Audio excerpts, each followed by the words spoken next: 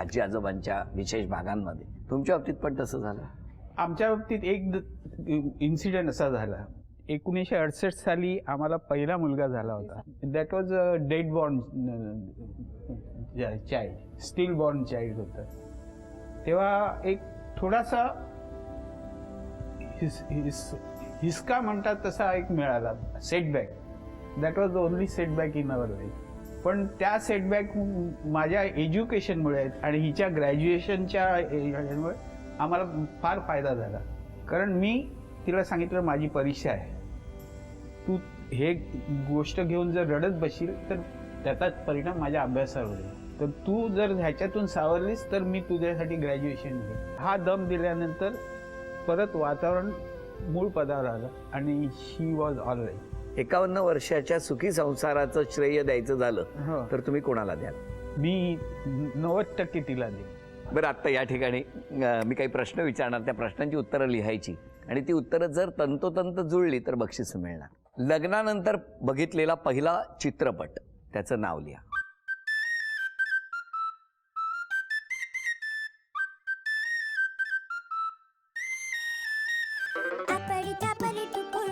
दाखवा समोर दोघांनी.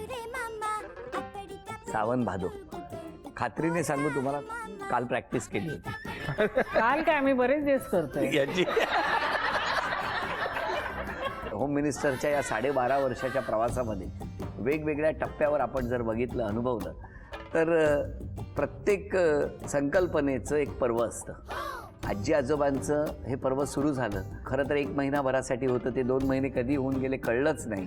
त्यामुळे लवकरच आता यानंतर म्हणजे यांची इच्छा पूर्ण झाली, पण कितीतरी आजी आजोबांची इच्छा मनातच ठेवायची आहे, कारण पुन्हा एकदा आम्ही आजी आजोबांशी संवाद साधणार. पण त्यापूर्वी या म्हणजे 1 तारीखपासून लवकरच येणार आहोत आम्ही पुन्हा एकदा तुमच्या घरी, कारण प्रचंड प्रतिसाद, प्रचंड लोकांची आमंत्रणं, आणि त्यामुळे आता पुन्हा घराघरात जाऊन त्या माऊलीशी संवाद साधणार आहोत, त्या कुटुंबाला भेटणार आहोत, त्या संपूर्ण परिसरात पुन्हा एकदा एक वेगळं चैतन्याचं वातावरण निर्माण करण्यासाठी प्रयत्न करणार आहोत. तेव्हा होम मिनिस्टरचा 12.5 वर्षाचा हा टप्पा पूर्ण झाला आणि या पुढच्या प्रवासात लवकरच येतो आहोत तुमच्या घरी. तेव्हा SMS करायला विसरू नका. आणि यानंतरचा पुढचा प्रश्न, तुमचं लग्न ज्या मुहूर्तावर झालं तो मुहूर्त कितीचा होता ते लिहा. मुहूर्ताची वेळ दाखवा तिकडे. 12:30 मिनिटं. 11. हे बरं, 12चे 11 केलेत. बरं, 11:30. तुमचं काय म्हणणं आहे? 11:35. अरे अरे नाही, तेव्हा माझ्या घड्याळात 35 झालेले. पण आमच्या घड्याळात उत्तर जे दोघांचं बरोबर तेच बरोबर. चला, तिसरा प्रश्न. आजोबांनी आजीसाठी तयार केलेला पहिला पदार्थ कुठला?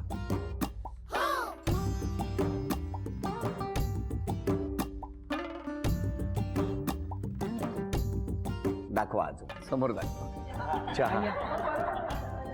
आजोबा, तुम्ही चहा केला होता? हो. हा, हो. तुम्ही पण बघितलं, साक्षीदार आहेत. That is the only thing I can do. मला मलाही वाटलेलं या चहा लिहितील म्हणून. सांगा तुमच्या बालपणाविषयी. माझं बालपण नाशिकला गेलं. आता माझं माहेर आहे विजयनगर अंधेरीमध्ये, पण मी माझ्या आजोबांनी मला तिकडे घेऊन गेल्यामुळे माझं बालपण 8वीपर्यंत तिकडेच गेलं. तुमचं?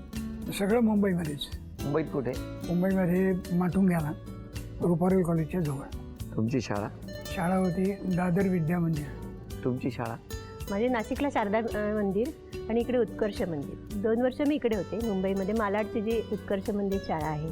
आणि मग घरात कसं होतं वातावरण? घरात मी आणि माझे 2 भाऊ. तुमच्या घरात कोण कोण? माझ्या घरामध्ये आई वडील, धाकटा भाऊ, बहीण आणि माझी आत्याबाई.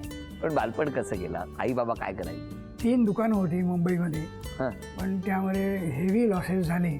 आणखी वडिलांना शेवटी नोकरी करावी लागली. अरे बाप. त्यामुळे आमची जरा परिस्थिती एकदमच डाऊन झाली. आणखी माझी आत्याबाई सर्व्हिसला होती BMC मध्ये, त्यामुळे आमचं घर चाललं. बरं. मग नंतर मी माझी शाळा पूर्ण झाल्याच्या नंतर मी लगेच ताबडतोब नोकरीला लागलो. मग मात्र मी मागे बघून बघितलंच नाही. आणि तुमच्याकडे? आमच्याकडे म्हणजे मी 8वीपर्यंत नाशिकच्या अगदी मोठ्या चौसोपी वाड्यामध्ये मी माझं बालपण अतिशय सुंदर गेलं. पण माझे आजोबा एक्सपायर झाल्यानंतर मग मला मुंबईत यावंच लागलं. याच्यानंतर हे मुंबईचं लाईफ चालू झालं माझं. मुंबईत कुठे आलात तुम्ही? मुंबईत आधी आम्ही मालाडला राहायचो आणि मालाडवरून मग आम्ही विजयनगर परांजपेनी सोसायटी बांधली होती ना, तिथे आम्ही जागा घेतली होती. संपूर्ण कुटुंबच तुमचं हो आलं? हो, म्हणजे मी, माझे आई वडील आणि 2 भाऊ, सगळे विजयनगर? सगळे विजयनगरमध्ये. बरं. मग आता तुम्ही दादरमध्ये, तुम्ही विजयनगरमध्ये, मग कसं काय भेट कशी झाली दोघांची? हे स्थळ मला सांगून आलं. मग त्यानंतर कांदे पोह्याचा कार्यक्रम झाला. काय चेहऱ्यावर दिसत आहेत कांदे पोहे आता. कुठे झाला तो कार्यक्रम? माझ्या आत्याच्या घरी, यांच्या आत्याच्या घरी झाला. माझ्या मोठ्या आत्याच्या घरी झाला. मग तुम्ही तिकडे गेला होता का? किती जण आले होते? मी आणि माझे वडील 2 जण गेलो होतो. तुम्हाला तेव्हा टेन्शन आलं होतं का कोण बघायला येणार वगैरे असं, की त्या दरम्यान मुलं येत होती नाही, बघायला? मला नाही काहीच टेन्शन नाही, कारण वय माझं खूप लहान होतं. म्हटलं काय ते तसं टेन्शन वगैरे काय आलं नाही मला. हे आले होते हे आले घरी? त्या दिवशी बघितलं आणि लगेच होकार दिला? नाही, काही दिवस घेतले मध्ये तुम्ही? आम्ही नाही, त्यांनी त्यांनी घेतले. काय कसला विचार करत होता? नाही, विचार एवढाच करत होतो की आमच्या घरामध्ये आम्हाला आई नाही आहे, म्हणजे मला आई नव्हती. तर आम्हाला असं स्थळ पाहिजे होतं की ज्या ठिकाणी मुलीला आई असेल, मुली 4 दिवस माघारपणाला जाऊ शकली पाहिजे. ह्या दृष्टिकोनातून आमचा विचार चालला होता. आणि मग वडिलांनी मला सांगितलं, कारण वडील आमचं सर्वस्व होतं. ते म्हणाले की ह्या मुलीच्याबरोबर लग्न करायला काही हरकत नाही आहे, चांगली आहे मुलगी. मग आम्ही त्यांना होकार केला. पण तुम्ही जेव्हा बघायला गेले त्याच दिवशी तुमच्या मनात आलं होतं का की ह्या मुलीबरोबर लग्न करावं? बाबांचं नंतर तुमच्या मनात काय?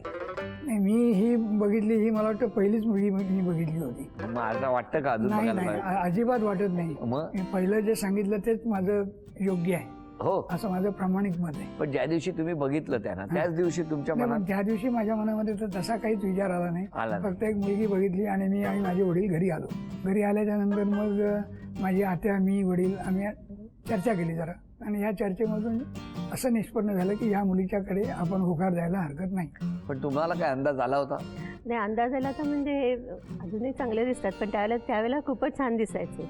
त्यामुळे माझे वडील म्हणाले, एवढा राजबिंडा मुलगा आहे, मला तर काही वाटत नाही की आपल्याला त्यांचा होकार येईल म्हणून. असं हो, तुम्हाला वाटतं? असं माझे वडील म्हणाले. हा, मग त्याच्यामुळे आणि यांनी 4-6 दिवस घेतले ना, म्हणून मग त्यांना वाटलं की बहुतेक ते काय आपल्या मुलीला काय पसंत केलं नसेल, कारण ते खूपच छान होते दिसायला आणि नोकरी पण चांगली होती त्यांची तेव्हा. हां, मग म्हणून मग आम्ही असं वाटलं होतं की कदाचित हा विचार सोडून द्यावा लागेल, पण तसं काही झालं नाही.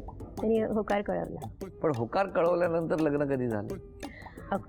2 ऑक्टोबरला आमचा साखरपुडा झाला. आणि बघण्याचा कार्यक्रम? बघण्याचा कार्यक्रम मला वाटतं त्याच्या आधी 1 महिनाभर झाला. पण मग त्यानंतर लगेच लग्न झालं 2 ऑक्टोबरला? 4 डिसेंबरला लग्न झालं. पण मग लग्न जमल्यापासून लग्न होईपर्यंत भेटलात की नाही कधी? दर शनिवारी सुट्टी असायची शनिवार रविवारी. मी शनिवारी काहीतरी कारण काढून हिच्या ऑफिसमध्ये जायचो. हा. काय चेहऱ्यावर दिसतात ते सगळे दिवस. हा? मग मला आवडे असायचा ना, बॉम्बे बोर्डर्समध्ये मला आवडे होता. अर्धा दिवस. हा. मग तुम्ही काय करायचे? मग पुढे असंच फिरायला जायचं किंवा एकदा सिनेमा देखील एक बघितला. काय सांगताय काय? हा? आणि हे घरी माहिती नाही तुम्ही भेटताय ते? हा, बरं झालं, म्हणजे लग्न लांबलं असतं तर अजून बरं झालं असतं वाटतं. आता 45 वर्ष झाली लग्नाला. कसा आहे हो स्वभाव त्यांचा? चांगला आहे स्वभावात माझा. काय बदल वगैरे? माझ्यापेक्षा नक्कीच चांगला आहे. तुमच्यापेक्षा चांगला आहे का असं म्हणताय तुम्ही? मी थोडीशी आजोबाने खूप लाडवून ठेवलं होतं मला. हां, त्याच्यामुळे तर थोडासा हट्टी स्वभाव होता माझा, पण ते तसं काही नाही, माझे सगळे हट्ट पुरवले त्यांनी. यांनी? हो. काय हो? नाही, हट्ट पुरवायचे म्हणजे असे म्हणजे काय तिने माझ्याकडे तसे काही हट्ट केलेच नाहीत, त्यामुळे पुरवण्याचा प्रश्न काही आलाच नाही. आलाच. पण आता 45 वर्षात चढ उतार आले का हो? आले ना, कसे? चांगले वाईट सगळेच अनुभव आले. पण प्रत्येक प्रसंगामध्ये मला हिने संपूर्ण साथ दिलेली आहे. नंतर मग तो सिनेमा चालू झाला तिकडे आणि आमच्या हातात हात गेले. काय कळलंच नाही आम्हाला कधी गेले, कसे गेले. बागड्या काय लोहचुंबकाच्या घातल्या होत्या की काय तेव्हा? असे कसे हातात हात जातील?